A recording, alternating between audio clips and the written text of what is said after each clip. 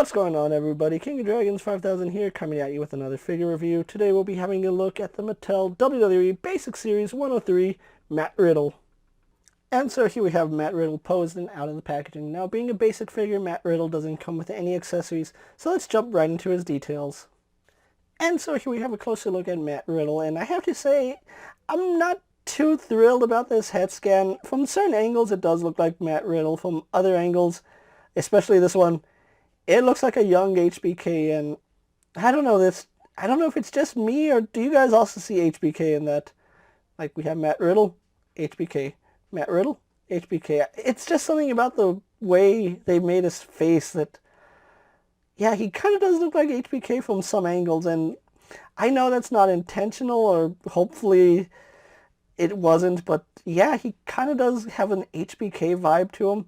Not really a bad thing, but the face sculpt could have been a little bit better, maybe a little softer with less wrinkles. That's probably what's throwing it off for me. I really do like the hair sculpt on him. It's a really nice sculpt as well as being soft, so it does get out of the way of articulation, which is a really good thing.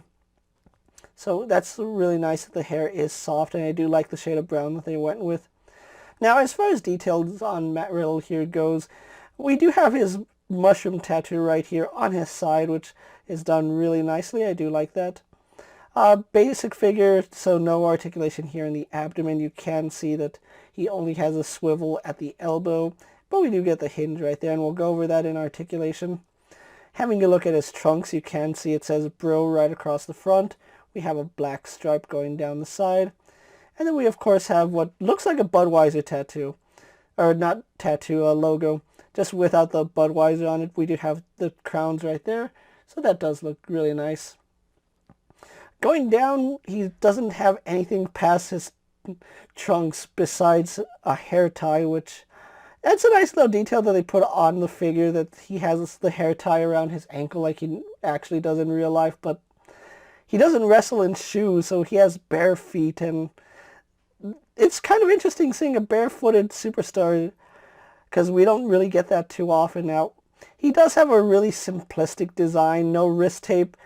I don't know, there's something about nothing on the arms and nothing on the legs that throws me off. Like, wrestlers shouldn't be doing that. They should have some kind of padding somewhere. It kind of works for Matt Riddle because of his MMA background, but for me, it's kind of jarring, honestly. I wasn't a fan of Cody Rhodes when he didn't wear knee pads, and having nothing from the thigh down kind of does throw me off a little bit, and of course he doesn't wear any wrist tape. So overall, Matt Riddle here has enough detail that you can tell it's Matt Riddle, but like I said, that head sculpt, HBK from some angles, Matt Riddle from other angles, so yeah, unfortunately it's not the best likeness to Matt Riddle. And he's kind of tall, and we'll get into that in comparisons when we do the comparisons right now. So let's actually get him posed so we can compare him to other figures you may have in your collection. And so here we have Matt Riddle posed next to an elite Brock Lesnar and a basic Jeff Hardy. And Matt Riddle is billed at 6'2", so he should be Jeff Hardy's height, which Jeff Hardy is 6'2". Brock Lesnar should be the tallest at 6'3", but it obviously looks like Matt Riddle here is the tallest among the bunch, so yes, he is just a tiny bit oversized. And finally, here we have Matt Riddle posed next to fellow Broserweight Pete Dunne. So with the comparisons out of the way, let's actually move on to his articulation now. Matt Riddle here does have the basic articulation. If you don't know what that is, let's run through it really fast. He does have a ball joint in the head, so he can look up surprisingly well despite having long hair. Can't really look down. He can't tilt his head side to side, unfortunately, so that's a bad thing. He does, of course, turn left and right. No issue, and like I said, the hair is soft enough that it does get out of the way. Arms do go all the way around, go out to the side, all the way, almost vertical, so that's really interesting. He does have a single bend in the elbow, giving us less than 90 degrees rotation at the elbow. We do have rotation and hinge at the wrist. No issue there. Because he's a basic figure, we unfortunately do not get anything in the torso. We, of course, do get a waist swivel.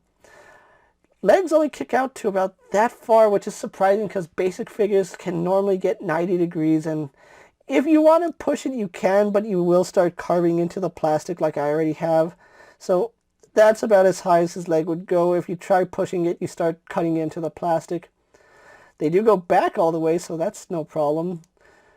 No thigh swivel. We do have a single bend in the knee, which Matt Riddle's knees, when I got him out of the packaging, were really stiff. So only single joint. Unfortunately, no swivel at the ankle, and no kind of hinge or pivot. So overall, less than stellar articulation for Matt Riddle here. I basically got it so I could have a Matt Riddle in my collection. So what we're going to do now is take a little break, get him posed for my final thoughts, and then we'll wrap up this review. Bro, and here we have Matt Riddle posed for my final thoughts. And overall, I think this is a pretty, it's not a good figure, not by any stretch of the imagination. And I already know that basic figures are kind of not the best figures to get in a collection, especially if you're like me who likes articulation. Basic figures are probably something to steer away from. However, sometimes it's better to have a basic figure in your collection until an elite version it gets released. However, this Matt Riddle has some issues. The face doesn't really look like Matt Riddle. It's kind of more reminiscent of HBK in his younger days. And he's a little bit too tall.